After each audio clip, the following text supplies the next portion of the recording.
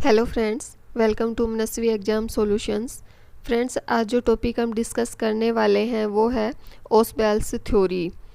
जो स्टूडेंट्स हरियाणा से डीएलएड कर रहे हैं उनके मैथमेटिक्स के एग्ज़ाम में ये सेकंड यूनिट का टॉपिक है। इससे पहले फर्स्ट यूनिट के मोस्टली टॉपिक हम डिस्कस कर चुके हैं, लेकिन एक स्टूडेंट का मैसेज आया था कि फ़र्स्ट यूनिट के कुछ क्वेश्चन करवाने रह गए हैं।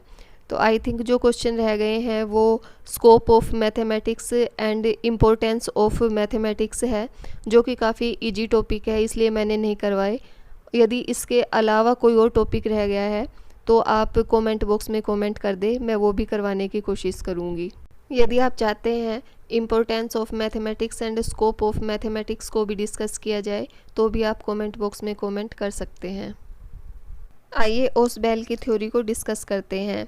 जो ओसबेल है, इनका पूरा नाम डेविड ओसबेल है और ये एक अमेरिकन मनोवैज्ञानिक थे जिनका जन्म न्यूयॉर्क में 25 अक्टूबर 1918 को हुआ था और इनकी मृत्यु 2008 में हुई। इनका सबसे महत्वपूर्ण योगदान शिक्षा, मनोविज्ञान, संज्ञानात्मक विज्ञान और विज्ञान शिक्षण व अधिगम के क्षेत्र में रहा। उन्होंने आधुनिक संज्ञानात्मक सिद्धांत, मॉडर्न कॉग्निटिव थ्योरी को डेवलप किया। इसके अतिरिक्त वे उन्नत व्यवस्थापक, एडवांस ऑर्गेनाइजर्स के विकास कार्य और खोज के लिए जाने जाते हैं। ओसबेल जीन पियाजे के शिक्षण से प्रभावित थे। जीन पियाजे के अवधारणा संबंधी विचारों को ओसबेल ने लोग जानकारी किस प्रकार प्राप्त करते हैं से जोड़ते हुए अपने विचार स्पष्ट किए। इन्होंने सिद्धांत दिया जिसके अनुसार लोग मुख्य रूप से अपने विचारों को सीधा ही व्यक्त करके ज्ञान प्राप्त करते हैं, ना कि कोई खोज करके। ओसबेल डिस्कवरी लर्निंग का विरोध नहीं करता, लेकिन वो उसको पर्याप्त भी नहीं मानता। उसके अनुसार केवल डिस्कवरी लर्निंग से ही ज्ञान प्राप्त नहीं होता। दूसरे शब्दों में ओसवेल का विचार था कि अवधारणा की समझ, सिद्धांत और विचार डिडक्टिव रीजनिंग से प्राप्त किए जाते हैं। ओसवेल ने लर्निंग के 4 टाइप्स बताए हैं। उनके अनुसार सीखना 4 तरह से होता है: रोट लर्निंग, रटकर सीखना; मीनिंगफुल लर्निंग, अर्थपूर्ण सीखना; रिसेप्शन लर्निंग, अधिग्रहण सीखना; और डिस्कवरी लर्निंग, अन्वेषण द्वारा सीखना। ओसबेल रटकर ज्ञान प्राप्त करने का विरोध करते थे। वो अर्थपूर्ण अधिगम में विश्वास करते थे, मीनिंगफुल लर्निंग को इम्पोर्टेंस देते थे। ओसबेल डिस्कवरी लर्निंग का विरोध नहीं करता, खोजी अधिगम का विरोध नहीं करता, किंतु उसे पर्याप्त भी नहीं मानता है। नेक्स्ट देखते हैं ओसबेल के अनुसार प्रोसेस ऑफ मीनिंगफुल लर्निंग। इसमें फर्स्ट है डेरिवेटिव सबसम्पशन व्युत्पन्न नियम। यह उन स्थितियों को वर्णित करता है जिसमें सीखी गई नई सूचना पहले से सीखी गई अवधारणाओं से जुड़ी रहती है, कि जो नया कंसेप्ट सीखा जा रहा है वो प्रीवियस नॉलेज से रिलेटेड होता है। जैसे कि यदि तुम्हें एक पेड़ का कंसेप्ट दिया जाए तो तुम जानते हो कि पेड़ का तना होता है, शाखाएं होती है, पत्तियां होती है, कुछ प्रकार के फल होते हैं, और जब ये विकसित हो जाता है तो ये लंबा हो जाता है।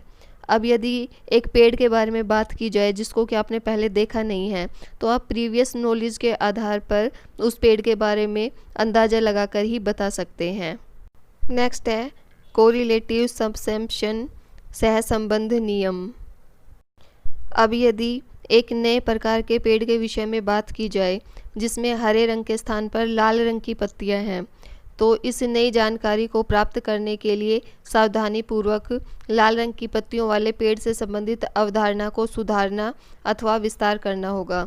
कि स्टूडेंट्स को जो पहले से नॉलेज है उस नॉलेज को ही क्या है, उसको विस्तार करना होगा। नॉलेज का जो पहले से नॉलेज है उसको थोड़ा मॉडिफाई करना होगा, कि ज़रूरी नहीं है कि पेड़ हरे रंग के ही होते हैं, पेड़ की जो पत्तियाँ हैं वो लाल रंग की भी हो सकती है।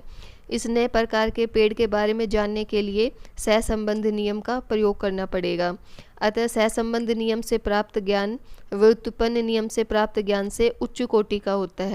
नेक्स्ट है सुपर ऑर्डिनेट लर्निंग, अति कर्मानुसार अधिगम। अब स्टूडेंट्स को बबूल का पेड़ होता है, सेब का, नीम का, किक्कर का, इन पेड़ों के बारे में तो पता है, लेकिन ये पेड़ कौन सी कैटेगरी के हैं, इनको कैसे क्लासीफाई किया जा सकता है, ये वो नहीं बता सकते जब तक कि उनको इसके बारे में पढ़ाया ना जाए। तो कोई भी ऐसी अवधारणा जो कि पढ़ाने से ही समझ में आती है, ऐसा कंसेप्ट जो कि पढ़ाने से ही स्टूडेंट समझ सकते हैं, उसको सुपर ऑर्डिनेट लर्निंग कहा जाता है। नेक्स्ट है कॉम्बिनेटोरियल लर्निंग, मिश्रित अधिगम। इन तीनों अधिगम प्रक्रिया के दौरान जो भी नई सूचनाएं अथवा जानकारी मिलती है वो किसी न किसी प्रकार से पूर्व जानकारी से जुड़ी हुई होती है, किंतु मिश्रित अधिगम इससे भिन्न है। ये एक ऐसी प्रक्रिया का वर्णन करती है जिसके द्वारा नए विचार अन्य विचार से व्युत्पन्न किए जाते हैं, जो कि परस्पर एक दूसरे से संबंधित है और एक ही स्तर के हैं। इसको हम सादृश्यता, एनालॉगी अथवा समानता करके सीखने से समझ सकते हैं। फॉर एग्जाम्पल, यदि आप किसी छोटे बच्चे को एप्पल के बारे में बताते हैं कि एप्पल का आकार ऐसा होता है, उसके गुण ये होते हैं, और कुछ देर बाद उसको कोई एप्पल दिखाते हो तो उस एप्पल को देखकर बच्चा आपको बता देगा कि ये भी एप्पल ही है। तो इस तरह से जो नॉलेज प्राप्त की जाती है उसको मिश्रित अधिगम कहा जाता है। ओसबेल ने एडवांस ऑर्गेनाइजर थ्योरी दी। एडवांस ऑर्गेनाइजर को हिंदी में प्रगतिशील व्यवस्थापक कहा जाता है। प्रगतिशील व्यवस्थापक की सहायता से छात्र उन नई प्राप्त होने वाली सूचनाओं को व्यवस्थित करते हैं जो कि प्रशिक्षक छात्रों को देता है। नई प्राप्त होने वाली सूचनाओं, सामग्री, मुख्य संबंध में क्या महत्वपूर्ण है, इस पर ध्यान देने के साथ ही उससे संबंधित जानकारी को भी अपने दिमाग में रखना आवश्यक है। टीचर के द्वारा स्टूडेंट्स को जो भी नॉलेज दी जाती है, स्टूडेंट्स उस नॉलेज को ऑर्गेनाइज करते हैं। ओसबेल ने एडवांस ऑर्गेनाइजर सिद्धांत को दो श्रेणियों में बांटा है: कंपैरेटिव ऑर्गेनाइजर्स, तुलनात्मक व्यवस्थापक; एक्सपोजिटरी ऑर्गेनाइजर्स, व्याख्यात्मक व्यवस्थापक। कंपैरेटिव ऑर्गेनाइजर्स का मुख्य लक्ष्य छिपे हुए पूर्व ज्ञान को सक्रिय करना है। यह एक याद करवाने वाले के रूप में कार्य करते हुए हमें वह याद दिलवाने का प्रयास करता है जो हम याद नहीं कर पा रहे हैं अथवा जिसे महसूस नहीं कर पा रहे हैं। इसी रूप में ऑर्गेनाइजर स्पष्ट रूप से ध्यान दिलाता है कि क्या पूर्व में स्थापित विश्वासपूर्ण विचार अधिगम सामग्री से सामान्य रूप से संबंधित है अथवा असामान्य रूप से। स्टूडेंट्स को जो कोई भी कंसेप्ट सिखाया जा रहा है वो उसकी प्रीवियस नॉलेज से रिलेटेड है या उससे डिफरेंट है। इसी प्रकार कंपैरेटिव ऑर्गेनाइजर का प्रयोग विचारों को एकीकृत करने और विभेदीकृत करने दोनों में किया जाता है। नेक्स्ट है एक्सपोजिटरी ऑर्गेनाइजर्स, व्याख्यात्मक व्यवस्थापक। एक्सपोजिटरी ऑर्गेनाइजर्स नया ज्ञान प्रदान करता है जो कि छात्रों को आगे आने वाली सूचनाओं को समझने में आवश्यक होगा। इसका उपयोग प्राय तब किया जाता है जबकि नई अधिगम सामग्री छात्रों के लिए अपरिचित हो। इसके द्वारा छात्र पहले से जानता है उसका नई तथा अपरिचित सामग्री से संबंध स्थापित किया जाता है ताकि छात्र अपरिचित अधिगम सामग्री को भी अच्छी प्रकार सत्यता के साथ स्वीकार कर सके। एक्सपोजिटरी ऑर्गेनाइजर्स के द्वारा स्टूडेंट्स को नया ज्ञान प्रदान किया जाता है। स्टूडेंट्स को जब कोई नया कंसेप्ट सिखाया जाता है तो उसकी प्रीवियस नॉलेज से रिलेट करके सिखाया जाता है ताकि स्टूडेंट्स उस कंसेप्ट को अच्छे से समझ सके। ओसबेल के अनुसार गणित संबंधी अधिगम मापदंड इस प्रकार है: विद्यार्थी प्रश्न पूछने, उत्तर खोजने या हल निकालने के लिए गणितीय विवेचना का प्रयोग करते हैं। विद्यार्थी उचित तकनीक द्वारा जानकारी प्राप्त करते हैं, प्रयोग करते हैं तथा रूपांतरित करते हैं। विद्यार्थी गणित की चर्चा द्वारा विभिन्न विषय वस्तुओं जैसे कि संख्या ज्ञान, रेखागणित, बीजगणित, सांख्यिकी, प्रायिकता तथा त्रिकोणमिति के प्रश्न हल करके दैनिक जीवन से गणित को संबंधित करके गणित विषय को समझते हैं तथा आत्मविश्वास पाते हैं।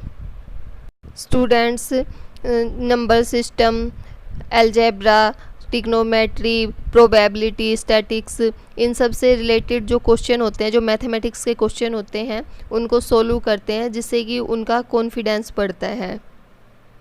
विद्यार्थी गणित, विज्ञान तथा तकनीकी के नियमों को संबंधित कर अधिगम करते हैं। स्टूडेंट्स मैथमेटिक्स है, साइंस है, जो टेक्नोलॉजी है, उनके जो रूल्स हैं उनका आपस में क्या रिलेशन है, ये समझते हैं, जिससे कि उनकी लर्निंग होती है। विद्यार्थी गणित, विज्ञान तथा तकनीकी को वास्तविक जीवन की समस्याओं से संबंधित कर हल खोजते हैं। ओसबेल ने बताया कि बच्चे प्राथमिक स्तर, माध्यमिक स्तर और उच्च स्तर पर मैथमेटिक्स को कैसे सीखते हैं। इस वीडियो में हमने ओसबेल की थ्योरी को डिस्कस किया। आई होप ये वीडियो आपके लिए हेल्पफुल होगी। यदि वीडियो हेल्पफुल लगी हो तो इसे लाइक कीजिए, शेयर कीजिए and for more educational videos मेरे चैनल को सब्सक्राइब कीजिए और साथ में बेल भी प्रेस कीजिए ताकि आगे आने वाली वीडियो का नोटिफिकेशन भी आपको मिलता रहे। Thanks for watching my video.